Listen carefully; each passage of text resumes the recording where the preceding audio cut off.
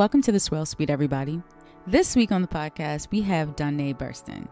If you didn't know, Donae Burston is born in Baltimore, a Clark Atlanta graduate.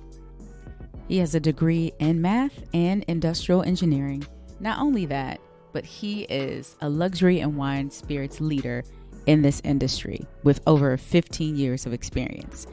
Donae wanted to create a Saint-Tropez rosé. So in 2019, he released Le Fit du Rosé. Before we get into his story, Glennis and I talk about champagne events that we attended, and we catch up with Leslie. Cheers. Welcome to the Swell Suite, everybody. It's not Wednesday. It's going to be Thursday. Hey, y'all. Glennis and Leslie. Hello. Hey, it is Wednesday. Right it's now, gonna right? be it's Wednesday right now, but we're gonna it's gonna air tomorrow, so it'll be Thursday. I was like, okay, don't confuse me because I was like, hold up.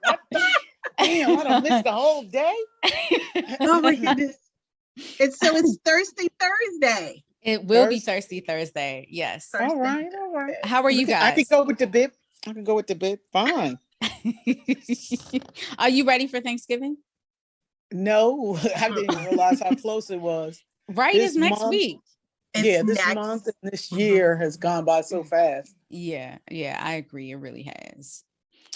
Shout out to Tanisha. She is at TexCom right now in Texas. It looks like she's having a blast with other wine family and tasting some good Texas wine.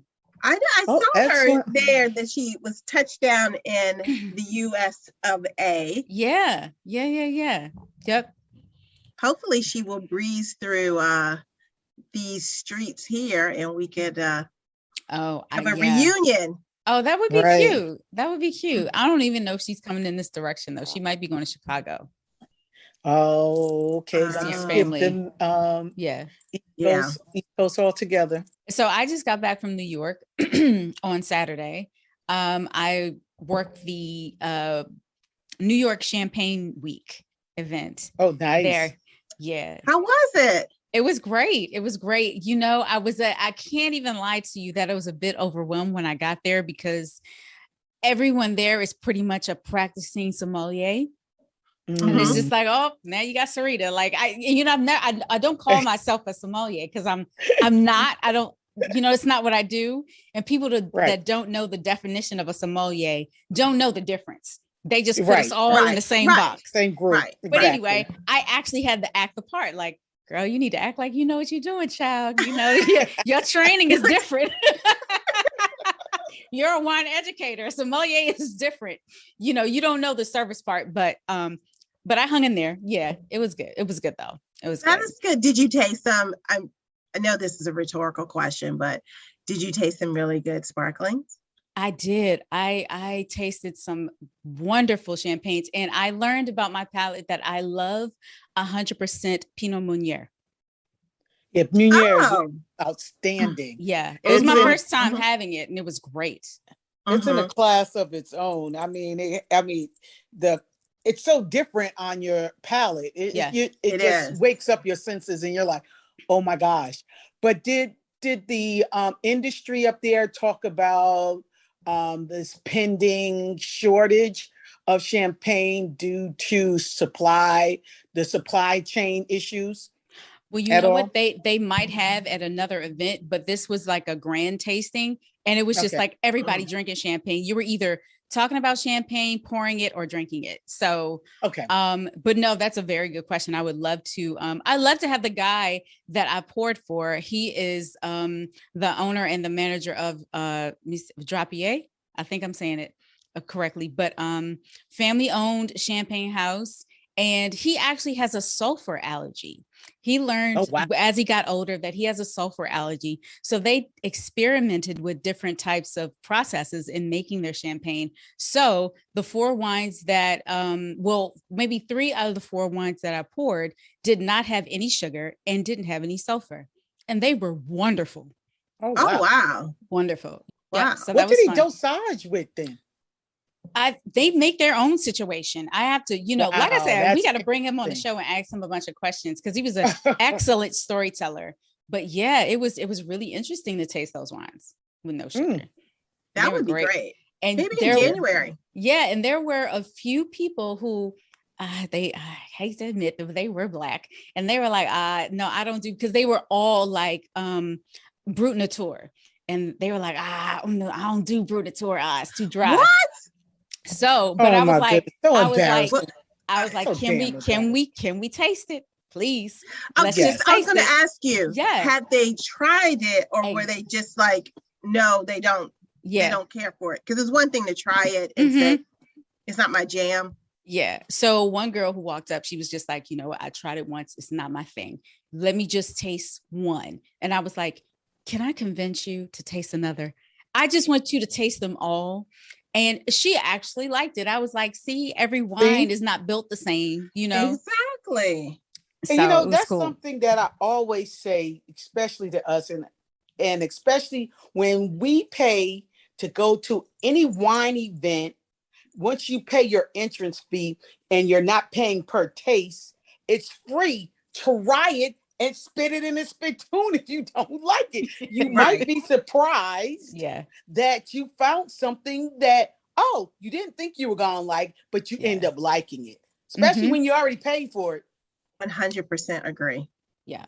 Well, I have, I went to the Perrier-Jouet tasting here. Oh, yes. DC. How was that?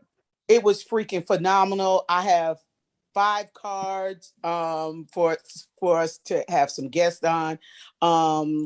So yeah, I got to taste the unicorn of Perrier-Jouet, the rosé belly poke. I was doing a jig up in that camp. Let me tell y'all something. I'm not going nowhere, because I asked the young lady who was the district manager. I said, I see the belly poke, the Blanc de Blanc. And she said, and the other Blanc de Blanc. I said, will you be pouring the rosé by any chance? She said, we have 1 bottle and we'll probably pour it at the end. I said, well, I'm going to be right here until they kick us out, because I am going to catch the unicorn tonight. That's exactly what I was going. And it was actually, it was really well put together. And who can beat just drinking Perrier-Jouet all day? And they did have some GH Mum too, because she represents GH Mum as well. So, but it was an excellent event. That's wonderful. Yeah, the pictures look great. It looked like y'all had fun. Yeah, we had a good time. Leslie, how you doing? I am doing well. Getting ready for Thanksgiving sales, Christmas sales, Black Friday sales, just sales. Hustling. Yeah, so proud of you. Thank you. Yeah. Thank you very much. All right. So this will be a good time to bring on our special guest. We've been drinking his wine for a while. And because everybody said the rosé, right? Have we had the rosé? See, you're a good one. What is that stuff? What is Donae? That stuff? What is that stuff? Of course. Karen at the Wine Concierge. Have we had the rosé? Yes. Shameless plug. And drinking it now. I love it.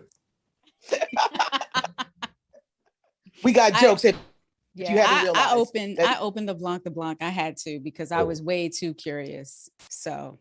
And thoughts? Oh, I think it's wonderful. Okay. I thought it's wonderful, and I got a bunch of questions about it. But please introduce yourself first. I got jokes about all of this, so let's have him introduce himself. Then I'll get with my commentary. Hello, everyone. My name is Donae Burston. I am the founder and CEO of Lafette du Rosé, and I'm happy to be here. That's all. That's all you got. That's all you got for your introduction. That's it. Listen, I could go further, but there for a little bit. But no, I mean, it's funny because you guys were just talking about champagne.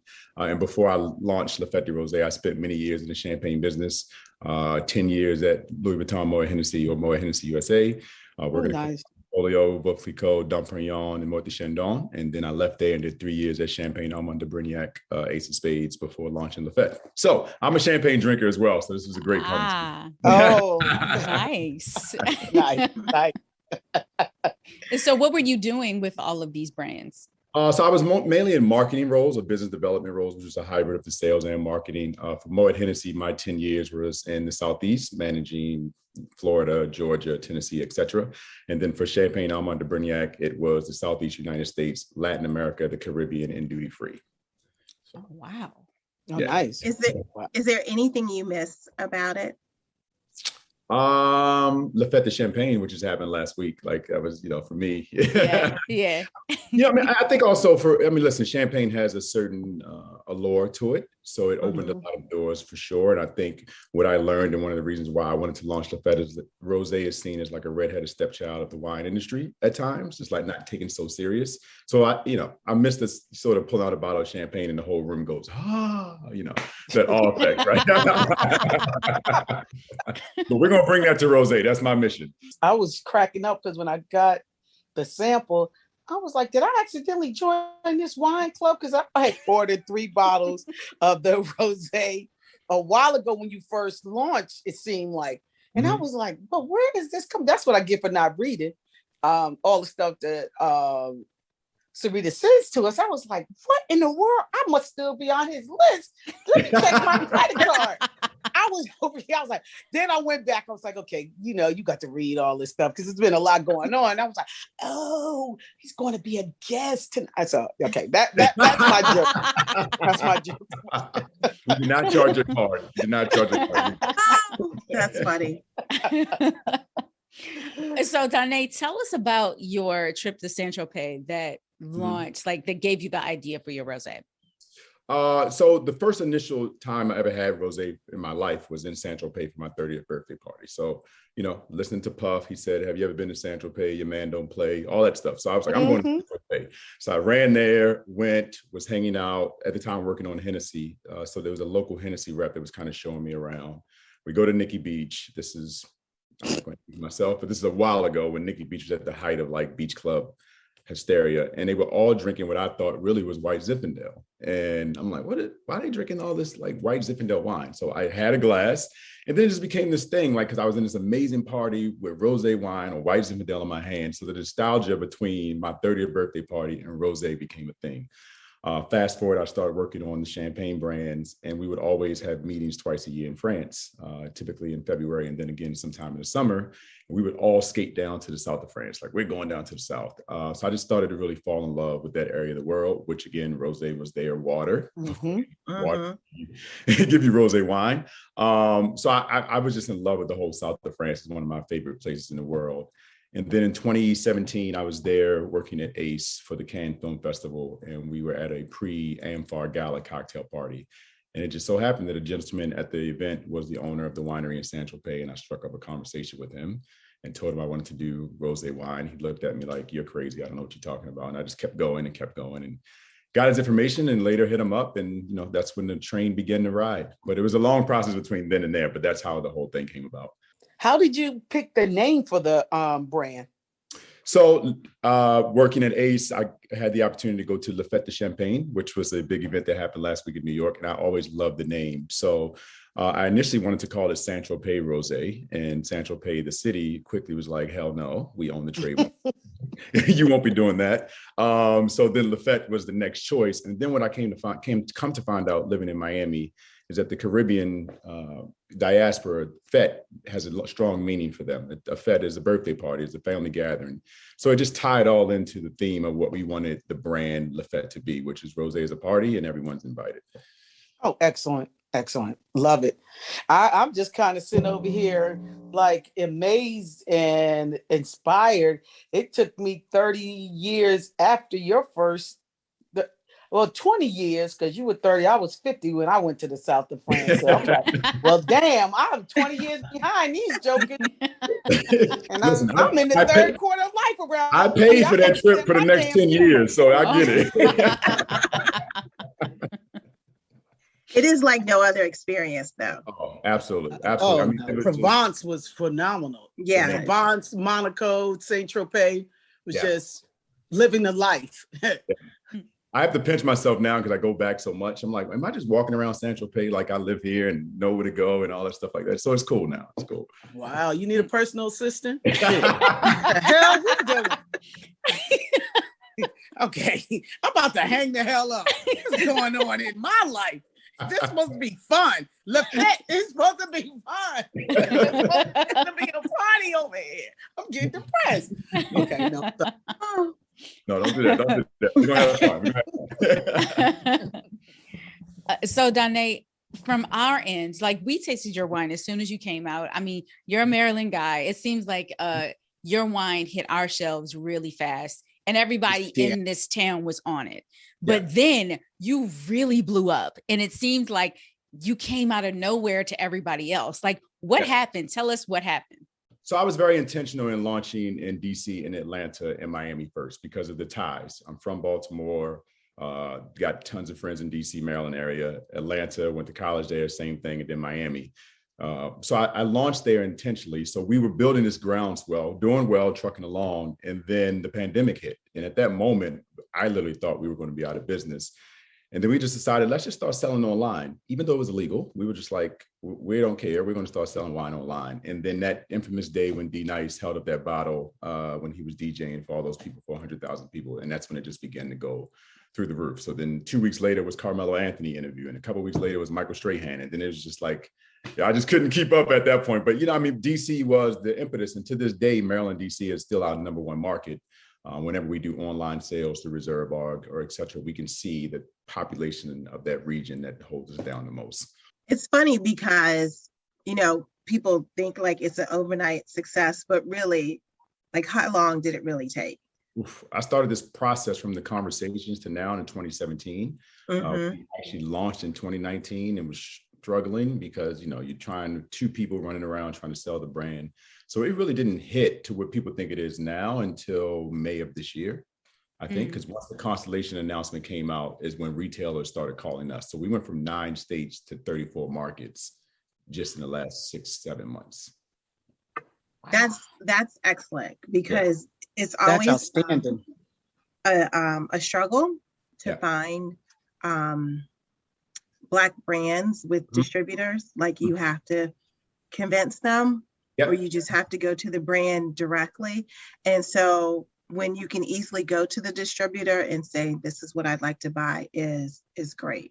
And I'm so thankful that I did have that industry experience because I did have friends at certain distributors like a Breakthrough in Maryland and DC who said yes, based upon the relationship I had from working for those other big brands. And I'm feel not bad, but I want to help some of my other, Black wine owners because I see the struggle with them trying to get a distributor. And they're like, how did you get that distributor? And I'm like, well, you want to be like, oh, that's my friend. But I feel so bad because they can't get in the door sometimes and they're begging and pleading. But luckily retailers like Sam's Club this year, which had a minority wine owners triangle program, they forced a lot of distributors. And then of course, everyone wanted to release their press release to say they were supporting Black businesses. So they were just picking brands left and right. Gotta love that. Right. Right. Did you see your demographics change at all when you started to grow? Yeah, for sure. It was interesting because Miami, if you think about Miami Beach, where we were selling, it was pretty much no Black people really down here. It was really Cuban, Latin, and general market focused. I think last year, during the height of the George Floyd aftermath, we started to see people from places that we never even thought about, of all races and backgrounds, ordering the wine. But the core consumer, by far, is still the African-American woman. Black women, you guys hold it down. So that's the core audience. But again, we always tell everybody, the goal for us is that, yes, we are a Black-owned brand, but we're for everybody. So we fight to not be just seen as a Black brand. And it happens because retailers and even distributors will try to only say this is where they think you should fit. So we purposely try to operate outside of that box, but you'll always see imagery of Black and brown and even men in everything that we do, because that's who we are. But we fight to not just be in the Black section or only be in the Black restaurants. Because for me, coming from the other side, you're only really successful when you're just that brand. And then I'm secondary because I don't want the brand to be about me. I think that's a good way to look at it. I love us, but we can't only be marketing only to us because we're not the only consumers out there. So I commend you for that as well. Thank you. Thank you. I'm trying. So well, it is nice seeing a Black man with rosé. It is right. Not an oaky cab sauv. It is nice. Yeah. Well, I wasn't a wine person. I'm still really not to this day. It was just really. No, at all. I'm a champagne person, and then I was like, give me tequila. But because I love rosé, it just was something that I was really passionate about. But overall, the whole, you guys can talk about wine, and I kind of always slide to the back, like, yeah. I'm gonna go. And I was just about to ask you about your wine. Well, I know enough about the ones that I make, and I'm learning more now, so I'm starting to get into it. But I'm not like Andre Mack. I'm not like Carlton and those guys. I'm like, sure. Yeah, that's not me. So tell market the hell out of it, though. You want me to market it? Give it to me. I got it. So tell us about the wines that you sent us. Yeah. So first you have La Fête du Rosé, which is our Côte de Provence rosé produced in the heart of Saint-Tropez. You guys have the 2020 vintage, which is a mixture of 5 grapes, 30% Grenache, 30% Cinsault, 10% Tiburon, 10% Syrah, and I'm missing one. I always miss the 5th one. Mourvedre. So that's that. That is the rosé. It's aged in steel tanks up to actually 5 months. So most other rosé brands from France are only doing 3 months, which is why our vintage is always a little bit lagging in the market, and that's intentional. Because there's no way you can pick a grape in August, start doing what you do in November, and then in February it's good wine. So we like to let the wine do its thing and take a little bit of time. But yeah, for me, it was like there were 2 spectrums of rosé wine. There was the light acidic pink water sort of thing, which I didn't really want to drink a lot of. And then there was the other side, a Domaine Haute, that was super big, and to me, quite frankly, sometimes too heavy. So this is just a perfect hybrid of the two. You still get plenty of fruit and roundness and texture and some of the stuff from the Syrah and Mourvedre, but it goes down easy. It's easy drinking. And the ABV is 12.5%, where some others are 13 to 14. So you get so much alcohol on the palate from the first sip, where you don't get that with us. And you still get some acidity. That was another thing. I'm not big on like so much acidity that you're just like, but it has enough to hold up the wine. And then I think the second one you have, which I'm sure you have, is the La Fête de Blanc, which is our newest release, limited edition release, which is a white wine produced in Côte de Provence from Saint-Tropez as well. As most of most people know, 80% of the vineyards grown there are all red wine grapes for rosé. 10% are for white wine. So we have 90% in this varietal. There's 90% Roll or Vermentino in Italy, and then 10% Semillon. So that's a fantastic, crisp, light, easy drinking white wine. But what I love about it is Vermentino sometimes can be really grassy and earthy and green, but this Roll on the end, the Semillon on the end really just gives it some more fruit and some roundness. So it's by far become like everyone's favorite. They still love the rosé, but people who love white wine are really loving this. And I wanted to bring some attention to white wines from Provence, because you have some people that make Chardonnays, you have some people that do 100% Vermentino or the Roll, but nothing really sexy. And we wanted to make the wines from that region sexy again, which is why I put Blanc de Blanc on the label, which I get flack for because people are like, oh, that's champagne. I'm like, well, technically it just means white from white. So it's just a French word. And more importantly, in 1930, still wine companies were using that term on their wine labels, but champagne took it and just ran with it. So it's synonymous with champagne, but it has its origins in still wine. Look at that. Because when I saw it, I was like, non-wine person. Right. When I saw it, I was like, oh, so this is probably a Chardonnay. And then I opened it and tasted it. I was like, nope, this is not a Chardonnay. Let me see what it is. Then I looked it up and saw the varietals. It's, first of all, it's excellent. It's me and my husband tasted it. We were like, this is so clean. It's so crisp. Mm-hmm. It definitely has that fruit in there. And I had it with turkey. We have turkey already. Yeah. We're turkey fanatics. So this is going to be great for Thanksgiving. Yes. Excellent for Thanksgiving. So it's almost gone. We did 6,000 bottles. We're probably down to the last 200 or so. Oh, we're running a Black Friday sale, or Blanc Friday as we're calling it. And once it's gone, it's gone. We'll see if we can get more next year, but who knows? Yeah. Well, kudos. Good job, because this is great. Oh, we are so privileged. We are, right? I'll be sending you the Venmo link to pay me for the I know. I just did. I'm gonna get a That's Glennis. I just want so you don't get confused, right? Look at her, just sell me out. I'm sorry, did I miss? And maybe I have. So, do you make a sparkling at all? No, we do not. That's something that we've talked about from the beginning, but it's hard. It takes 2.5 years. Right. I mean, the region is not necessarily known for sparkling, and especially me coming from Champaign, if I come out with something that's BS, all my former colleagues are waiting for that. They would love me to come out with a champagne that's a joke. They'd be like, "Oh, what is this shit?" I mean, excuse my language. So if I do it, it has to be absolutely right. Okay. I was going to say, because I don't think I missed it, but let me just double check. I would love to taste some of your sparkling. And we can be your taste testers as well. No, for sure. Totally. My assistant and my taste tester. You got like multiple jobs. I'm loving it. Hey. Jill of all trades here, man. I'm telling you. This is the gig economy. So right, exactly. For sure. So are you going to make anything else? Do you have anything else in your foresight? Yeah, I want to do a Cru Classé Tête de Cuvée level sort of rosé wine. Again, for me, I'm just really trying to make people take rosé serious. Sure. I'm also want to be seen as like a legitimate maker. So we're at doing something like that. And then we'll see what happens. You know, I got to get this to be in the #1 rosé in the United States first before I really start to take my eye off the ball. But we have some other things in the works.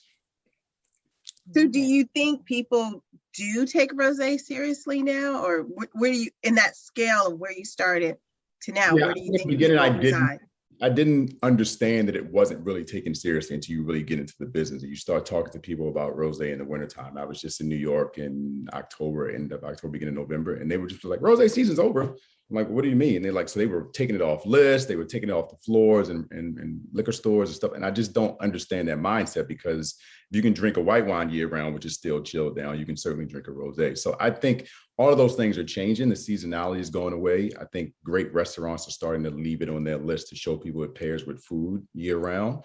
But there's still some work to be done. I mean, there's a lot of good rosé and there's a lot of bad rosé. And some of the bad rosés are winning. So until some of the good ones actually start to get their shine, you know, it's going to be tough. I would say maybe 3 or 4 years ago, Sarita had read us an article about rosés and how it was becoming more of a year-round wine, and how men are embracing rosé more than previously. Yes. Before, do you notice, I know you said like Black women are your leading demographic, but do you notice more men are ordering rosé? We started the brand, so from a digital analytics standpoint, our following used to be 80-20, and we're now 60-40 male to female, or female, 60% female, 40% male. So we're seeing it for ourselves as a brand, but I think it's because we are removing the flowers and pink dresses and that whole stigma of what rosé is. And we're just talking about it from what it is. It's a great wine. We do rosé and cigar pairings for guys. They see themselves on our Instagram, you know, a man drinking rosé, and it looks cool. We have on J's and t-shirts and all those sort of things. So I think collectively, if the industry or the rosé category can show more of that, certainly they will help it. But it started off with real men drink pink. So everything was around that, sort of like still associated with pink. And then we just were like, we're not even touching that. We're just going to show like rosé is cool and men can drink it. It's fine.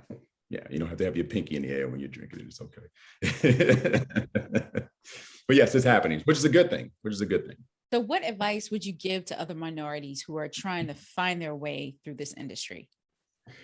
Yeah, I think it's a tough industry. You got to know your shit, your stuff. Like if you can take an opportunity to work as an intern or part-time in a retail store, that's super big. If you can, you know, go work at a distributor somehow and learn the number, because the nomenclature and the speak and the language alone behind the scenes is so hard. If you come in and have no knowledge of that, like that's the first way they can weed you out.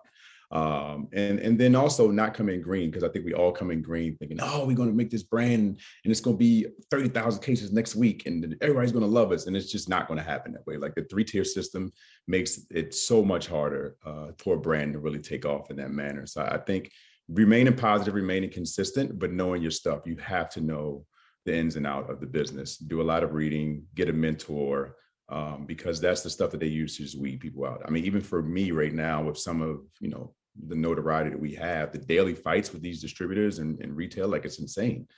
But I'm not going to give up, but that's their way of making people give up. Anything to add, Leslie, since you're kind of in this business too? Yeah, for sure. Yeah, you're in the same lane.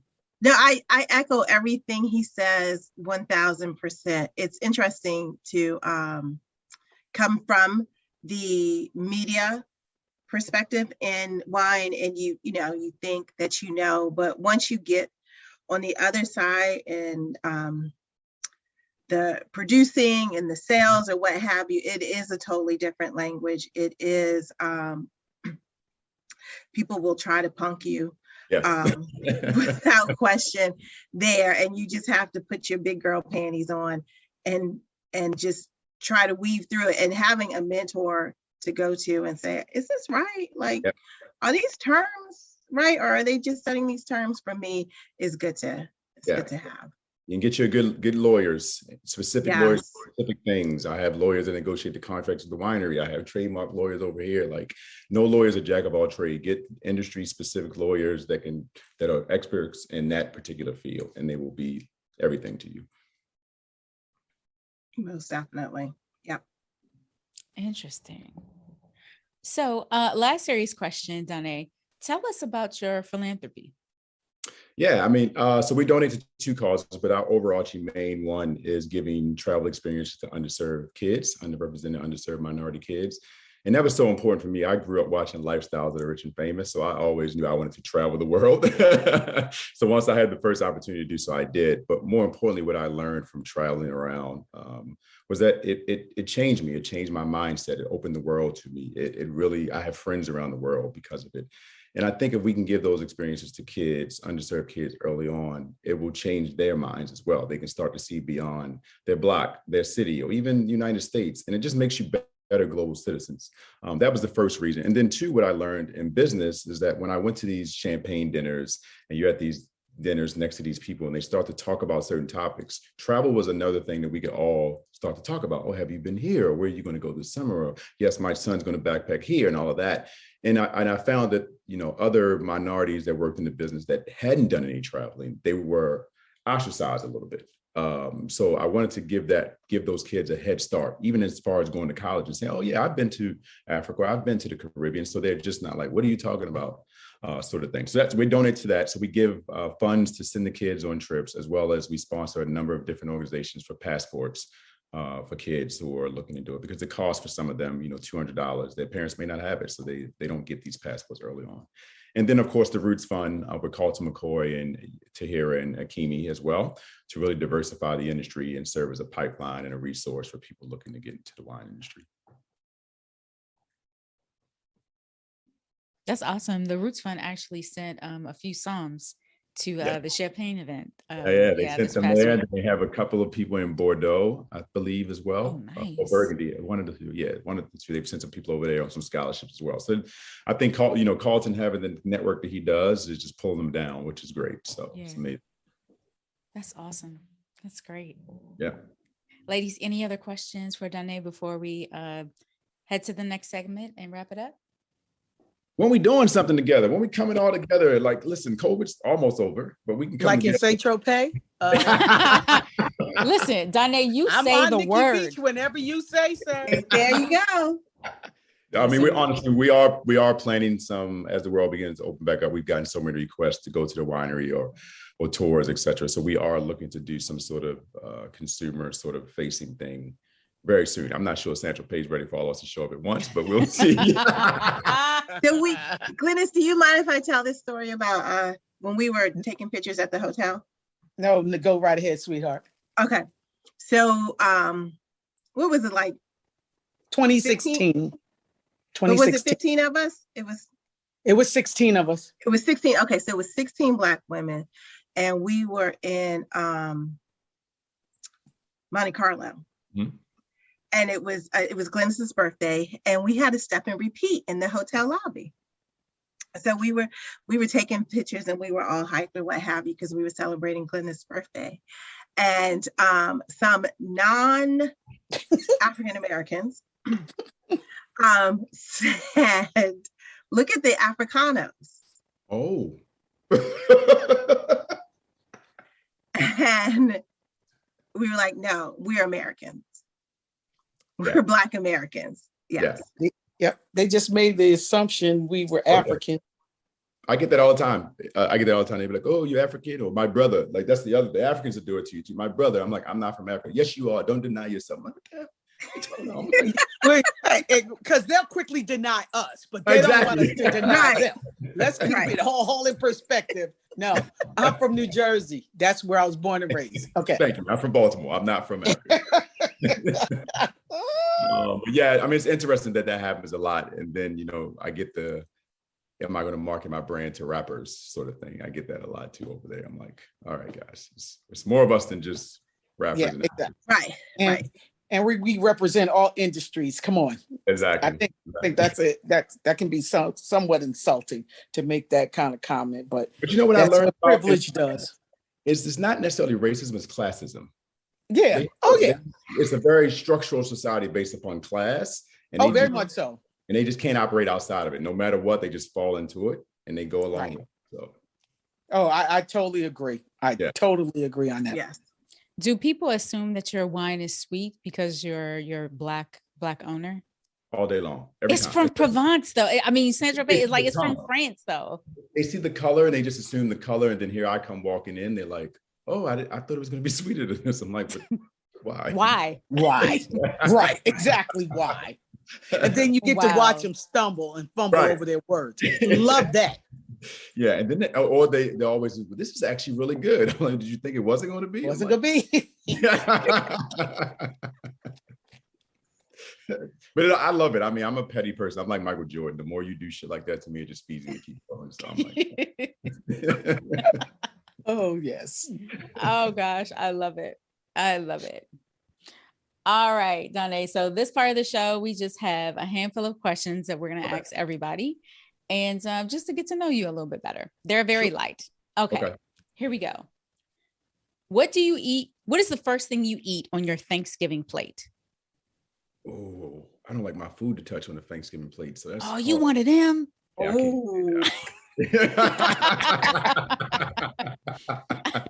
I would probably say the dressing of the mashed potatoes. Yeah. Okay. Yeah. All right, Glennis and Leslie, what about y'all? That's such a hard question because we have Thanksgiving, most of the time have Thanksgiving dinner at my cousin's, and they have this the table's about 12 feet. And I swear there's like 10 vegetables, 5 starches, plethora of meats. It's just like a small country worth of food in this one house on this one table. So I always, depending on what end of the table I'm at, is where I start with that plate of food, because then I have to take a break. And this is a true story. So this could change over depending on what year it is. So most of the time I try to position myself near the mac and cheese because that seems to go first.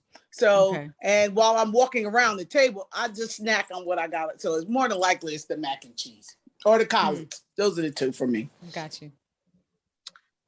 I put the perfect bite together of cornbread dressing, yams, and ham. That's okay. Do it all at once. Yeah. So me, I do something similar. I take the dressing, the turkey, the gravy, and the cranberry sauce in one little spork, the fork, and then I try it. Yeah. So like a big Thanksgiving bite, and then I can eat everything else. Right. Yeah. I need all of that together first. So I like my food to touch. Yeah, I'm like, I would be freaking out right there. Like, don't let the juice from the greens run into you. Oh, I want a new plate. Give me a new plate.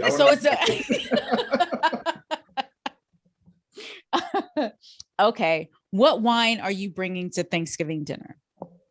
Lafette Rosé, the most versatile varietal out there. It goes with everything. There you go. Not bringing wine to this crowd. It's gonna be beer. Okay, well that's fair. Save the wine for you. Yeah, because most of them don't drink wine like I drink wine, and if it is, I got to explain it, and I just want to sit down and eat. So I bring the beer and just have iced tea. I'm not. Okay. Not with this. No, just that's too fair. Much. That's fair. I would I'm in Glennis's camp, so I'm just drinking for myself. Right. So I would bring a Chenin Blanc. Oh, nice. Very nice. I had to, I would bring, if I had to bring something, I'm bringing Cremant. Yeah. If I had to, I'm bringing a Cremant. I'm definitely bringing a Cremant. And of course, a Lafite de Rosé. What the hell? I'm actually going to take my rosé, my Lafite de Rosé, to Thanksgiving, but my mom, I've turned her into a Cava fanatic. So we'll most likely have Cava.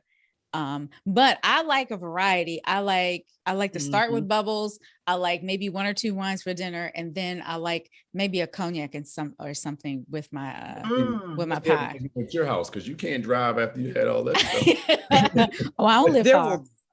There will definitely be cognac at my cousin's house. Thanksgiving is an all-day thing. No, it definitely is. Yeah.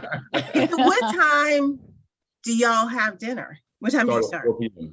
What time is it supposed to start? Like 3. And Glennis, what time do you start? That's what time it's supposed to start. My cousin always told everybody to get there by 3. Sometimes jokers don't get there to 5. That's why I'm nibbling the whole time. Yeah. Oh. If we're in Louisiana, it is high noon, and you better be seated at the table at noon. Food is served. If we're here in Maryland, we'll have it at 2.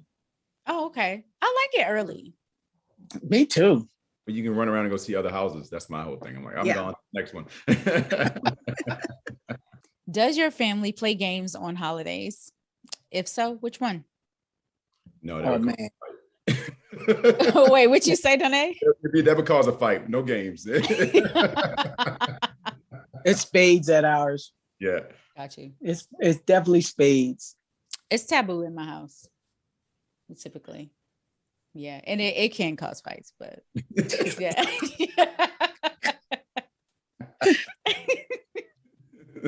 There's a lot of trash talking, a lot of table pounding. And have y'all ever played spoons?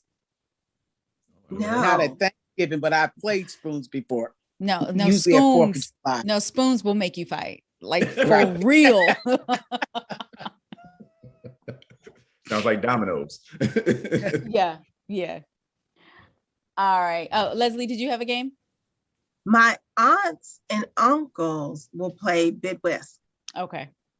Got you. All right. Name a Thanksgiving dish that only certain people can make.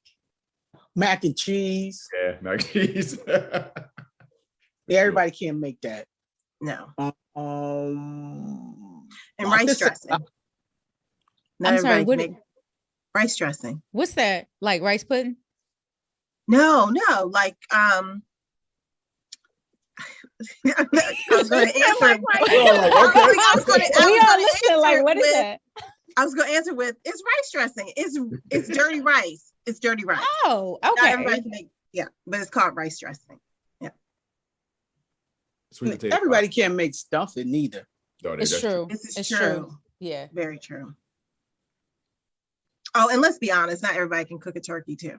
You ain't lying.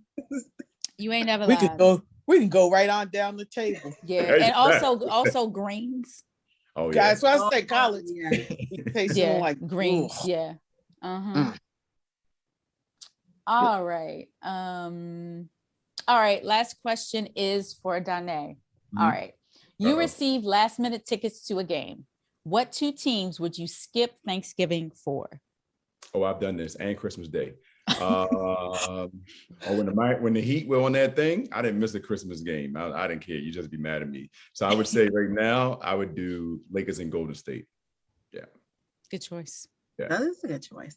I would say, because I am a diehard Washingtonian fan, and the Wizards are actually winning this year. They are winning. We're gonna knock on something.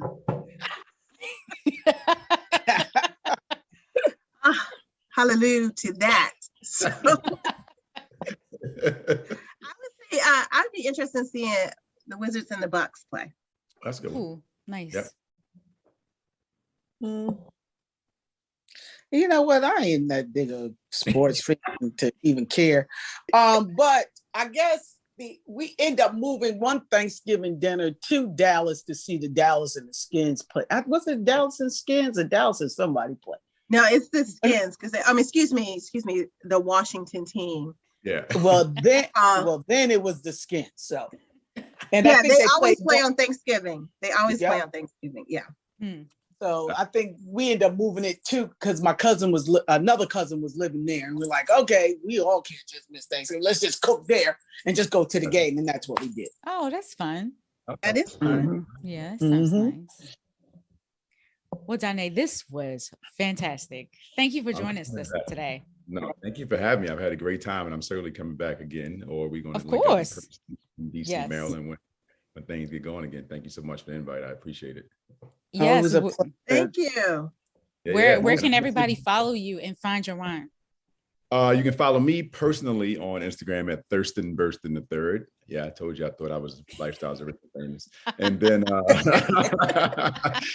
Lafette's Instagram is at Lafette Rose, and our website is www.lafetterose.com. And you can go and put your zip code in, and it'll show you all 1,000 stores across the country and the ones closest to you. So awesome. Outstanding. Thank you, ladies. Thank you so much. Thank you. It was a pleasure meeting you. And have a happy holiday. Thank you. Happy holidays. Drink up some wine. See you later. Yes. Will do. Bye-bye. Bye-bye. Well, that's our show, everybody. You know what to do. Don't forget to like, subscribe, leave us a comment. Check out me and Leslie's holiday sales on our website. And have a wonderful Thanksgiving. Cheers.